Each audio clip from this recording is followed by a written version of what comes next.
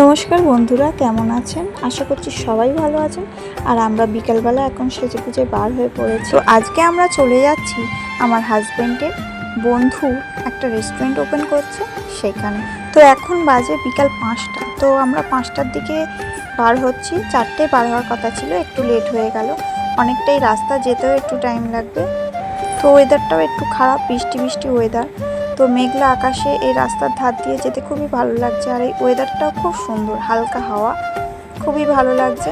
তো যার রেস্টুরেন্টটা উদ্বোধনে যাচ্ছি, তো সে হলো আমার হাজব্যান্ডের বন্ধু। ওরা অনেক দিন থেকেই বন্ধু, ওরা কাজের সূত্রে ওদের বন্ধুত্বটা।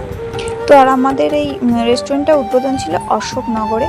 তো আমরা চলে এসেছি। আর এই যে অশোকনগরের এই যে ভিউটা, এটা কতকটা দীঘার মতন।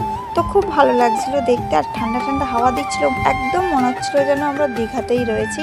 আর এখানে একটা ফুচকার দোকান থেকে দাঁড়িয়ে পড়েছি, ফুচকা না খেলে তো হয় না। তো ফুচকা খাওয়া শেষ হতেই আর এদিকে ফিতে কাটা হয়ে গেল। এবার আমরা ভিতরে প্রবেশ করব।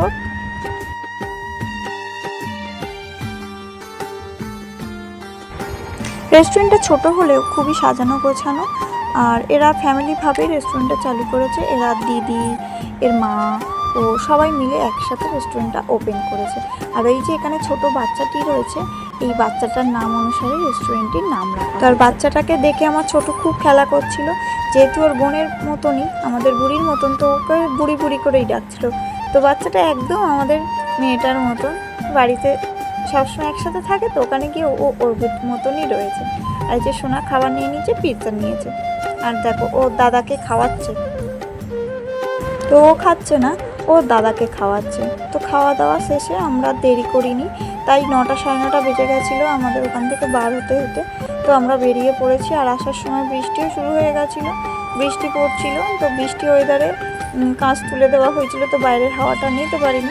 তো আজকের এই ছোট্ট ব্লগটা কেমন লাগলো অবশ্যই কমেন্টস করে জানাবেন। আর নতুন হলে প্লিজ চ্যানেলটাকে ফলো করে দেবেন।